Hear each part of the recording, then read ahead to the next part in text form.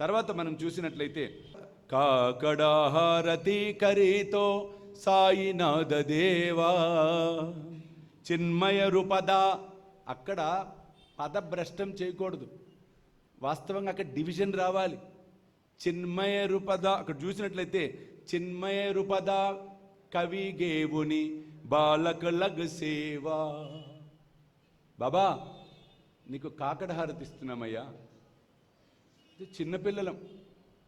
ఒక చిన్న పిల్లవాడు తండ్రితో ఏమంటాడంటే, నాన్న నీ కాళ్ళు పిసుకుతా అంటాడు, చిట్టి చేతులు వేసుకొని. తండ్రికి తెలుసు వీడి వల్ల కాదని. వద్దులే నాన్న నీ చేతులు నొప్పులు పుడతాయి. లేదు నేను పిసుకుతా అంటాడు. సరే కానీ అంటాడు. పిల్లవాడు ఎలా పిసుకుతాడండి? ఎలా పిసుకుతాడు? ఏదో ఊరికిట్టేట్టు అంటూ ఉంటాడు. తండ్రి పక్కపక్క నవ్వుకుంటూ ఉంటాడు. అది చెబుతున్నాం. కాకడ హారతి కరితో సాయినాథ దేవా చిన్మయ రూపద కవి గేవుని బాలకులగు సేవా. మేము బాలకులం, పిల్లలం, నీ బిడ్డలం. కాబట్టి చేసే సేవలో లోపాలు ఉంటే దయచేసి పెద్ద మనసు చేసుకొని మమ్మల్ని అనుగ్రహించు, మమ్మల్ని క్షమించు. పిల్లాట జరిగింది షిరిడీలో. ఒక పిల్ల ఆట. ఆ పిల్ల ఆటను ఈ పెద్ద ఆయన ఎలా స్వీకరించాడో చూడండి. బాంబే మ్యాజిస్ట్రేట్ కోర్టు నుంచి బాబాకు సమన్స్ వచ్చినాయి. ఏమని? వెండి దొంగతనము నేరము చేసిన వ్యక్తి ఆ వెండిని బాబా ఇచ్చాడు అని డిపోజిషన్ ఇచ్చాడు, స్టేట్మెంట్ ఇచ్చాడు పోలీసులకి. వెంటనే ఎఫ్ఐఆర్ కట్టారు. ట్రయల్ వచ్చేసింది. ఆ ట్రయల్ జరుగుతున్నప్పుడు మరి విట్నెస్ బాబా ప్రూవ్ అయితే అరెస్ట్ చేసేయాలి బాబాని, దొంగతనం నువ్వు చేసావని. ఆ తండ్రికి చూడండి తిప్పలు. అప్పుడు కాకాసాహెబ్ దీక్షిత్, సాటే, శ్యామ చాలామంది బాంబే హైకోర్టుకి వెళ్ళారు. మెజిస్ట్రేట్కి విన్నవించుకున్నారు. వాళ్ళు పిటిషన్ సబ్మిట్ చేశారు. ఆ పిటిషన్ ఇది చరిత్రలో లేని ఘటన. ఆ పిటిషన్ బెంచ్కి రాలా. ఆ పిటిషన్ మ్యాజిస్ట్రేట్ ఛాంబర్కి వచ్చింది. నేను ఒక లాయర్ కొడుకును కాబట్టి నాకు ఈ టెర్మినాలజీ అన్నీ తెలుసు. Plus I faced the police station, I faced jail, I faced total cases, I acquitted in each case. I can say proudly.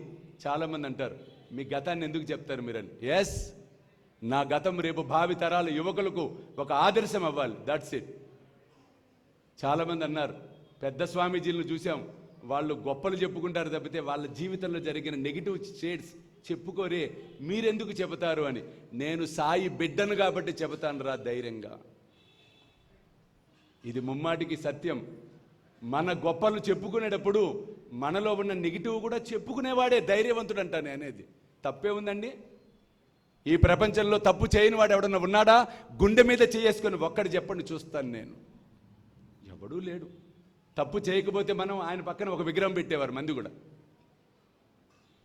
అవును కాదా? మానవుడే మహనీయుడు. దైవం ఎందుకు వస్తుంది మర్త్య రూపంలోకి? దైవం ఎందుకు భూలోకంలో అవతరించడం? మానవుడికి మార్గదర్శనం చేయటం కోసం, ఈ సంసారంలోంచి బయటపడి ఉన్నతమైన స్థితిని ఎలా పొందగలవని చెప్పడం కోసం తాను ఆచరించి మనకు ఆదర్శప్రాయుడవుతూ మనల్ని నడిపించుకుంటూ తీసుకుని వెళ్ళటం అనేది జరుగుతుంది. ఛాంబర్కి వచ్చింది కేసు, పిటిషన్. చూశాడు మెజిస్ట్రేట్ షిరిడి సాయిబాబా. ఏమయ్యా, what is this non sense? What is this? Court అనుకుంటున్నారా? తమాషాగా ఉందా మీకేమన్నా? ఆయన బాబా అయితే ఎవరికైందా? ఐఎమ్ మ్యాజిస్ట్రేట్, నా కోర్టుకు వచ్చి నిలబడాలి అంతే. వీళ్ళకి గుండెలు అదిరిపోతున్నాయి. వెళ్ళేటప్పుడు బాబాకు నమస్కారం చేసుకునే పోయారు.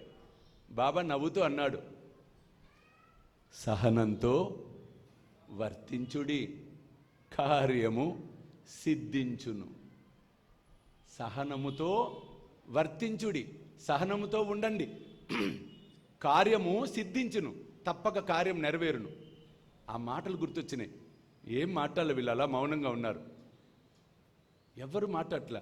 ఏమయ్యా ఎవరు మాట్లాడరు అని దీక్షిత్ వైపు చూసి, మిస్టర్ దీక్షిత్, నిజంగా చెప్పు, నీ మీద నాకు నమ్మకం ఉంది, you are a good lawyer, నిజంగా సాయిబాబా గొప్పవాడా అని అడిగాడు మెజిస్ట్రేట్.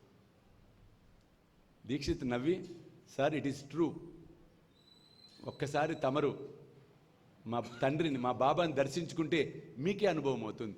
నిజంగా మీకు అనుభవం కలగకపోతే నా వృత్తికి నేను రాజీనామా చేస్తా అని చెప్పాడు.